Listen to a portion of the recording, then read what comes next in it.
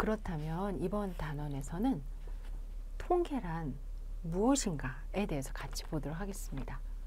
제목을 읽어보니까 과학과 통계 이렇게 들어있죠. 통계는 과학이다.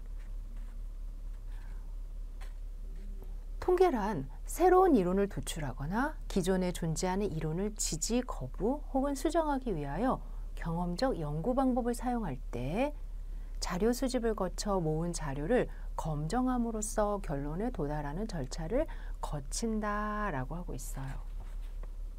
말이 좀 길지만 핵심 몇 가지만 체크한다면 자료를 수집한다라는 이야기가 있죠. 그리고 여기에다가 자료 수집한 거를 정리할 거예요. 이후에 그 자료를 가지고 다시 뭐 한다? 검정한다. 그래서 우리가 하고 싶은 건 무엇이에요? 아까 1000명을 통해서 대한민국에 대한 자랑스러운 의식이 어떻습니다 라고 이야기한 것처럼 뭔가 결론에 도달하게 되는 거죠. 따라서 통계란 이론을 도출, 지지, 거부, 수정하기 위하여 수집한 자료를 가지고 가설을 검증하는, 즉 확률적으로 판정하는 수리적 논리다. 옳다, 그르다 라는 판정을 확률이라는 내용 안에서 해보자. 그리고 이러한 통계를 학문으로 접근하게 되면 연구 목적에 필요한 자료 및 정보를 최적의 방법으로 수집하고 수집된 자료를 연구 목적에 알맞게 정리하고 분석하여 얻은 결과로 미래를 예측한다. 따라서 우리가 자료를 수집한 뒤에 두 가지를 하게 되죠.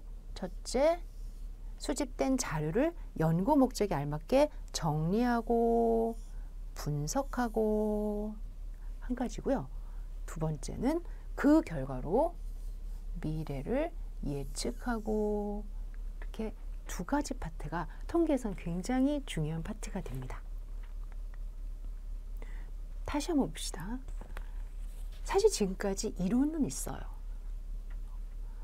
우리 국민은 어떻다 이렇게. 그런데 궁금한 거예요. 정말 자랑스러워하나? 궁금한 거예요. 문제를 제기할 수 있죠. 그래서 사람들이 또는 지금까지 이론화된 부분 안에서 그런 거 안 그런 거 막 이렇게 책을 찾아봤어요. 그랬더니 의외로 자랑스러워하지 않는다. 우리 사고에는 뭔가 있다. 그래서 일반적으로는 자랑스러워하지 않는다라고 되어 있는 거예요. 거기에 나는 자랑스러워했으면 좋겠는데 자랑스러운 것 같아. 나는 그게 너무너무 궁금해. 그래서 지금 많은 사람들은 자랑스러워하지 않는다라고 되어 있는데 나는 자랑스러워하는 것 같아라고 주장을 하고 싶은 거죠. 이렇게 주장하려는 가설과 또 그렇지 않다, 일반적으로 자랑스러워하지 않는다라는 가설, 이렇게 두 가지를 놓고 어디로 가고 싶어요? 맞아요, 맞아요. 나는 여기로 가고 싶은 거예요. 그랬을 때 이 지로 H0이라고 써 있는 거, H1이라고 써 있는 거 이후에 다시 많이 보실 건데요. 연가설 또는 귀무가설, 아래 거는 연구가설. 그럼 이제 어떻게 해야 돼요? 자료를 막 서치해야 되겠죠. 그래서 사회조사나 실험 설계를 해요. 우리가 샘플을 모은다고 그러죠. 그래서 샘플링을 하고요. 그리고 그 샘플링을 가지고 샘플에 대한 평균도 구하고요. 그 다음에 표준 편차도 구할 거예요. 또 이때 표준 편차는 표준 오차라고 그래서 의식이 어떻다, 자랑스러워한다, 거기에만 맞춘 평균들에 대한 표준 편차를 구하는 거예요. 그리고 이걸 가지고 전체 어떨까에 대해서 통계적으로 검증을 하게 돼 있어요. 그래서 이제 전체는 이렇고 그 전체에 대해서 사람들의 의식은 어디에서 어디 수준 사이예요. 이렇게 이야기하거나 또는 얼마입니다 하고 이야기를 하거나. 그리고 나서는 어때요?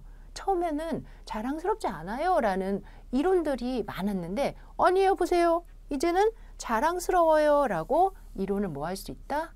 수정도 해야 되고 또 자신의 주장을 이렇게 해야 되고 다른 사람에게 지지해 주세요 라고 이야기를 해야 되겠죠. 바로 이러한 전체적인 과정 안에서 내가 가지고 있는 이쪽 부분을 잘 전달하여 뭔가 주장을 하고 싶을 때 이때 우리는 무엇을 한다? 그래요. 통계라는 파트를 가지고 통계라는 결과물을 가지고 주장을 할 수가 있게 되는 겁니다. 따라서 통계는 얻어진 자료를 요약하고 설명하는 역할과 그래서 아까 첫 번째 역할이 이건 거죠. 자료를 요약하고 설명하는 역할과 두 번째는 얻어진 자료의 결과를 일반화하는 역할을 한다. 그러면 첫 번째 케이스를 우리는 뭐라고 불러야 될 거 아니에요. 뭐라고 부를까요? 맞습니다. 설명한다, 기술한다. 그래서 기술통계학이라고 돼 있죠. 서술한다 또는 설명한다 이렇게 이야기가 들어가겠죠. 즉 관찰한 자료의 중요한 특성을 쉽고 간단하게 요약하거나 서술하는 겁니다. 아마 신문이나 또는 자료 인터넷상의 자료를 보다 보면 예쁘게 그래프로 도표로 이렇게 표시가 되는 게 많을 거예요. 최근에는 인포그래픽이라고 해가지고 자료가 더 뭘 의미하는지 잘 이렇게 전달하게끔 표시가 돼 있죠. 이런 부분들을 말하는 거예요. 분이 도표로도 나타내고요. 그림으로도 요약하고요. 또는 수치로도 나타낼 수 있어요. 그럴 때 평균이나 표준 편차와 같은 대표값이나 변동의 크기 등을 이용해서 뭔가 잘 기록해 놓는 분야예요. 대표적으로는 갈톤이나 피어슨 등에 의해서 많이 발전이 됐다고 합니다. 수집된 자료의 특성을 쉽게 파악하기 위해서 도표, 그림, 평균, 최빈값, 표준 편차 등을 이용하여 분포의 형태를 기술, descriptive, 즉 서술 또는 기록해 놓는 영역이다. 그러면 두 번째를 뭐라 부른다? 추측 통계학이라고 불러요. 추측? 왜냐하면 이럴 것이다. 사실 이렇다라고 말할 수 없죠. 대한민국 모두의 의식이 정확하게 이렇다라고 말할 수 없고 이럴 것이다 하고 추측을 하는데 또는 추론을 하는데 또는 추리를 하는데 논의하는 통계학이에요. 수집된 자료로부터 그 자료가 추출된 전체 집단의 현상이나 특징을 추정, 예견 또는 일반화하는 분야이고요. 모집단에서 뽑은 표본을 분석하여 이 결과로부터 모집단의 특성을 밝히고 규명하는 분야이다. 전체 집단의 상태가 어떤지를 이렇다 하고 이야기를 해주는 부분이다 라는 거죠. 여기까지 읽은 부분을 이렇게 정리할까요? 사회나 자연현상에 존재하는 사실을 주장하고 증명하고 싶어요. 그럴 때 개인의 의견이나 주관적 판단에 의한 외침 또는 구호 또는 개인의 의견을 그런 구호 등을 뭔가 이렇게 좀 배제하고요. 또는 개인의 의견을 배제하고 어떤 객관적 근거에 의하여 증명하는 방법을 이용해야지 사람들이 제 이야기를 듣겠죠.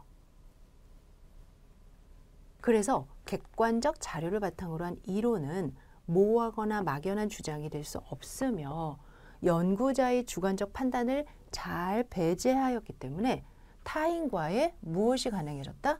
의사소통을 원활하게 해준다 이거예요.